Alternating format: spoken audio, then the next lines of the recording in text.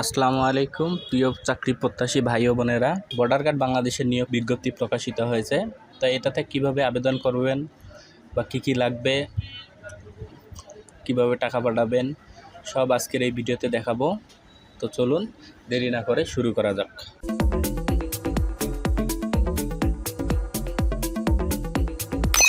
এজন্য আমাদের যে কোনো একটি ব্রাউজারে চলে যেতে হবে। এখানে গিয়ে টাইপ করতে হবে জয়েন borderguard.bgb.gov.bd। এটা লিখে দেওয়ার পর ইন্টারে প্রেস করবেন। এখানে দেখতে পাচ্ছেন যে আপনার বিজিবির একটা ওয়েবসাইট আসবে। এখানে দেখছেন 103তম ব্যাচ সিপাহি জিডি, এখানে ক্লিক করে দিবেন। তো এখানে ক্লিক করে দিলাম। এখানে দেখতে পাচ্ছেন যে আবেদনকৃত সকল জেলা, আসন সংখ্যা 00। এখানে দেখায় না যে কতজন লোক নেবে। আবেদনের শেষ তারিখ 19 সেপ্টেম্বর 2024 ইং তারিখ। শিক্ষাগত যোগ্যতা দেখতে পাচ্ছেন যে এসএসসি 3.00 এবং ইন্টারে 2.50 লাগবে, এসএসসি ইন্টার উভয় লাগবে। এরপর বেতন স্কেল, বয়স দেখতে পাচ্ছেন যে আপনার 18 থেকে 23 বছর। তো 26/1/2025 বয়স হিসেব করবেন। তো কীভাবে বয়স হিসেব করবেন, এজন্য আপনি গুগল ক্রোমে গিয়ে সার্চ করবেন এজ ক্যালকুলেশন। এখানে গিয়ে আপনার ডেট অফ বার্থে আপনার জন্ম তারিখটা বসাই দিবেন এবং as to the date of, এখানে প্রকাশিত যে তারিখটা দিয়েছে সেই তারিখটা আপনি বসাই দিবেন। তো এখানে আমার ক্যান্ডিডেটের দেখতে পাচ্ছি যে 19 বছর 2 মাস, তার মানে সে আবেদন করতে পারবে। 19 বছর 2 মাস আবেদন করতে পারবে।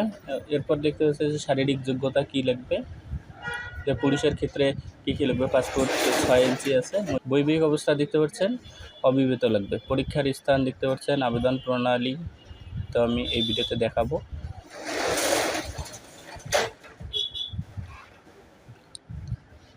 আবেদন ফি 100 টাকা আপনার বিকাশ বা নগদ রকেট দিয়ে দিতে হবে। 100 টাকা কাটবে।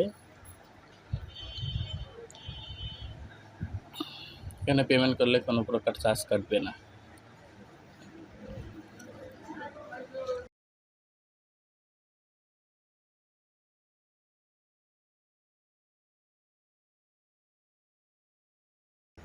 এরপর দেখতে পাচ্ছেন যে সম্মত হন এবং আবেদন করুন, এখানে আপনি ক্লিক করে দিবেন। তো আমরা এখানে ক্লিক করে দিলাম। এরপর দেখতে পাচ্ছেন যে ভর্তির যোগ্যতাগুলো কি এগুলো আপনারা একটু নিজ দায়িত্বে দেখে নেবেন। এরপর এখানে দেখতে পাচ্ছেন আপনার উচ্চতা কি পাসপোর্ট 6 ইঞ্চি, নারী ক্ষেত্রে পাসপোর্ট 2 ইঞ্চি। তো হ্যাঁ আমাদের আছে, তাই আমরা হ্যাঁ বাটনে ক্লিক করে দিলাম। 18 থেকে আপনার কি বয়স, 18 থেকে 23? হ্যাঁ আমাদের বয়স 18 বছর 23। এক কথা এগুলোতে সবগুলোতে আর কি হ্যাঁ দিয়ে দিবেন, না দিলে আপনার আবেদনটি হবে না। এরপর দেখতে পাচ্ছেন আপনি কি ফৌজদারি অপরাধে অভিযুক্ত হয়ে আদালতে কর্তৃক দণ্ড প্রণীত হয়নি, না আমরা হই নাই, সেক্ষেত্রে আমরা কি হ্যাঁ দিয়ে দিব। তো এখানে দেখতে পাচ্ছেন যে আপনি ডিফেন্সের বা প্রজাতন্ত্রের অন্য কোনো চাকরি হতে চাকরিচ্যুত হয়েছেন কিনা, এটাতে আমরা হ্যাঁ করে দেবো যে আমরা হই নাই। এরপর আপনি ফোন নাম্বার দিয়ে দিবেন, ইমেল নাম্বারটা না দিলেও চলবে। ফোন নাম্বারটা দেওয়ার পর যাচাই করুন বাটন যে দেখতে পাচ্ছেন, এখানে আপনার ক্লিক করে দিবেন। এরপর আপনার মোবাইলে 4 সংখ্যার একটি ওটিপি কোড যাবে, সেই ওটিপি কোডের ঘরে বসাই দিবেন।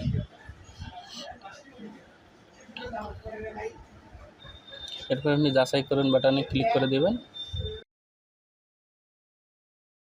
আপনার অ্যাকাউন্টটি সচলভাবে তৈরি হয়েছে, 72 ঘন্টার মধ্যে আর কি এটা আবেদন করতে হবে। তাই এখানে ইউজারিটি পাসওয়ার্ড শো করবে, এটা আপনি সংরক্ষণ করে রেখে দিবেন। এরপর আপনি লগ ইন বাটনে ক্লিক করে দিবেন।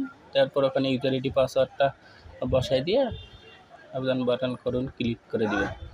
এরপর আপনার প্রোফাইলটি শো করবে। এখানে দেখতে পাচ্ছেন পেমেন্ট স্ট্যাটাস নট পেড। তো আমরা আবেদন করতে ফি প্রদান করুন, এখানে ক্লিক করে দেব। একটু সময় নেবে 5 সেকেন্ডের মতো। এরপর আমাদের টাকা জমার ইন্টারফেস আসবে। এখানে আপনি বিকাশ, নগদ, রকেট যে কোনো কিছু দিয়ে দিতে পারবেন, সব প্রক্রিয়াই একই। তো আমি বিকাশ দিয়ে দেখাচ্ছি। এখানে পে বিডিটি 100 টাকা। তো এখানে ক্লিক করে দিলাম। এরপর ফোন নাম্বারটা দিয়ে দিব। এরপর কনফার্ম বাটনে ক্লিক করে দিবেন। এরপর ভেরিফিকেশন কোডটা চলে আসবে, ভেরিফিকেশন কোডটা বসাই দিয়ে কনফার্ম বাটনে ক্লিক করে দিবেন। এরপর আপনার পিন নাম্বার দিয়ে কনফার্ম বাটনে আবার ক্লিক করে দিবেন। এরপর আপনার এখানে দেখতে পাবেন পে স্ট্যাটাস পেড। এরপর আপনার আবেদন সম্পূর্ণ করুন বাটনে ক্লিক করুন, এখানে ক্লিক করে দিবেন। এরপর আপনার এসএসসি বোর্ড, পাশের সন, রোল এবং রেজিস্ট্রেশন দিয়ে দিবেন এবং ইন্টারেও একই বোর্ড, পরীক্ষার বছর, রোল নাম্বার এবং রেজিস্ট্রেশন কার্ড নাম্বারটা বসাই দিবেন, দিয়ে পরবর্তী ধাপে যান, এখানে ক্লিক করে দিবেন।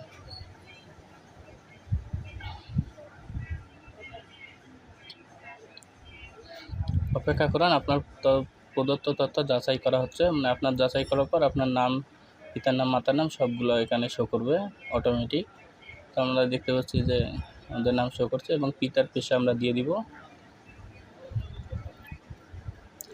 যদি আপনার পিতার পেশা কৃষক হয় তাহলে অন্যান্য বাটনে ক্লিক করে দিয়ে কৃষক লিখে দিবেন।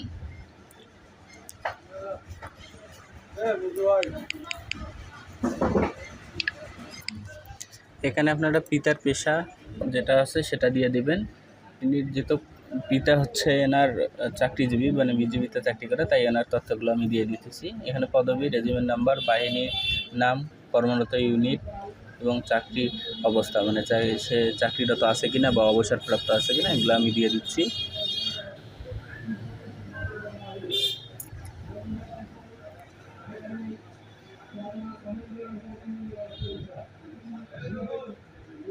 এরপর মায়ের পেশা গৃহিণী দিয়ে দিলাম, জীবিত না মৃত সেটা আমি দিয়ে দিলাম। এরপর আপনার দেখতেন যে মা কি চাকরি করে কিনা, তাই এনার মা চাকরি করে না, তাই না বাটনে ক্লিক করলাম। এখানে প্রার্থীর আপন ভাই ও বোনের সংখ্যা চাচ্ছে। তো এখানে হচ্ছে যে প্রার্থী আছে সে বাদে ভাই বোন কতজন আছে সেটা লিখে দিতে হবে। এখানে নাম, বর্তমান পেশা, পূর্বের পেশা, কার উপর নির্ভরশীল, জীবিত না মৃত, চাকরি করে কিনা এটা দিতে হবে। তো এখানে প্রথমে নামের ঘরে নাম লিখবেন, বাংলা দিয়ে অবশ্যই লিখতে হবে। যারা কম্পিউটারে বাংলা লিখতে পারবেন না তারা কন্ট্রোল-অল্টার-V দিয়ে টাইপ করলে দেখবেন যে বাংলা লেখা হচ্ছে, আর মোবাইলে তো বাংলা লেখা পারেনি আপনারা। এখানে পূর্বের পেশা হচ্ছে আপনার দেখতে পাচ্ছেন যে শুধু ছাত্র আছে, ছাত্রী নেই। তা যদি বোন হয় তাহলে আপনি ওই ছাত্রই দিয়ে দিবেন, সমস্যা নেই, এটাতে তাতে কোনো সমস্যা হবে না।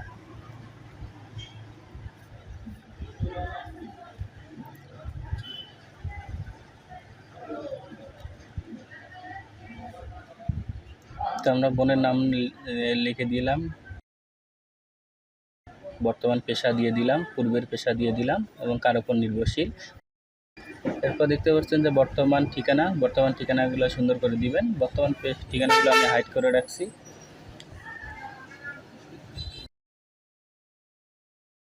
এখানে আপনার পোস্ট কোডটা ইংরেজিতে লিখবেন এবং গ্রামের নামটা ইংরেজিতে লিখবেন, বাকি সবগুলো তো অটোমেটিক আপনার শো করবে, আপনারা সেটা সিলেক্ট করে দিবেন। তো আমি সবগুলো সিলেক্ট করে দিচ্ছি।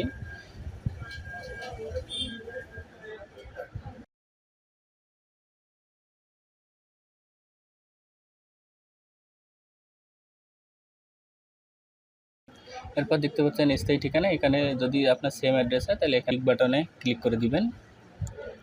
এরপর দেখতে পাচ্ছেন যে অনলাইন জন্ম নিবন্ধন নাম্বার এবং জাতীয় পরিচয়পত্র আছে কিনা। যদি জাতীয় পরিচয়পত্র থাকে তাহলে হ্যাঁ বাটনে ক্লিক করে দিয়ে দিবেন, আর যদি না থাকে তাহলে না বাটনে ক্লিক করে দিবেন। যেহেতু আছে তাই আমি হ্যাঁ বাটনে ক্লিক করলাম এবং জাতীয় পরিচয়পত্র নাম্বারটা বসাই দিলাম। এখানে জেনে রাখা ভালো যে অনলাইন জন্ম নিবন্ধন নাম্বারটা অবশ্যই দিতে হবে, না হলে আপনার আবেদনটি সাবমিট হবে না। তাই আমি এখানে অনলাইন জন্ম নিবন্ধন নাম্বারটাও বসাই দিলাম। ধর্ম সিলেক্ট করলাম, বৈবাহিক অবস্থা বিবাহিত না অবিবাহিত সেটা সিলেক্ট করে দিলাম।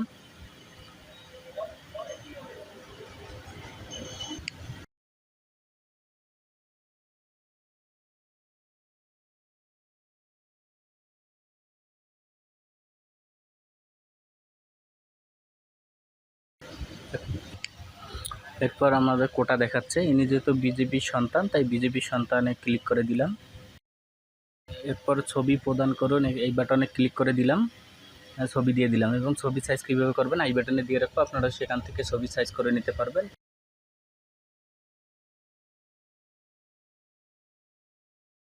এরপর দেখা যাচ্ছে যে চাচা, মামা, খালা, ফুফু কেউ চাকরি করে কিনা। যদি না করে তাহলে না বাটনে ক্লিক করে দেবেন, যদি চাকরি করে তাহলে হ্যাঁ বাটনে ক্লিক করে তাদের সকল তথ্যগুলো এখানে বসাই দিবেন। এরপর দেখতে পাচ্ছেন চাকরি পাওয়ার প্রত্যাশীদের দালাল চক্র ধরছে কিনা, তা আমরা ধরি নাই, তাই এখানে করিনি অপশনে ক্লিক করে দিলাম। তারপর আমি প্রদানকৃত সকল তথ্য সঠিক রয়েছে ওখানে ক্লিক করে দিয়ে পরবর্তী বাটনে ক্লিক করে দিলাম। এরপর আমাদের সকল তথ্য এখানে শো করবে। আমরা সবগুলো তথ্য একবার দেখে নেব যে সব কিছু ঠিকঠাক আছে কি নাই।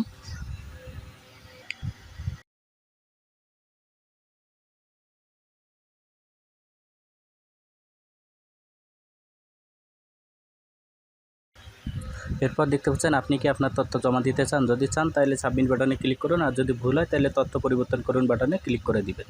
তো আমার সকল তথ্য সব কিছু ঠিকঠাক আছে, তাই আমি সাবমিট বাটনে ক্লিক করে দিব। তো আমি সাবমিট বাটনে ক্লিক করে দিলাম। দেখেন তথ্যগুলি সফলভাবে সংরক্ষণ হয়েছে। তো এখানে দেখতে পাচ্ছেন যে আপনার এডমিট কার্ডটি এখনও তৈরি হয়নি। আপনার 72 ঘন্টার আগে, যেদিন তাড়াবেন তার 72 ঘন্টার আগে আপনাকে মেসেজ দিয়ে জানানো হবে, তখন আপনি ইউজার আইডি পাসওয়ার্ড দিয়ে আপনার এডমিট কার্ডটি ডাউনলোড করে নিতে পারবেন।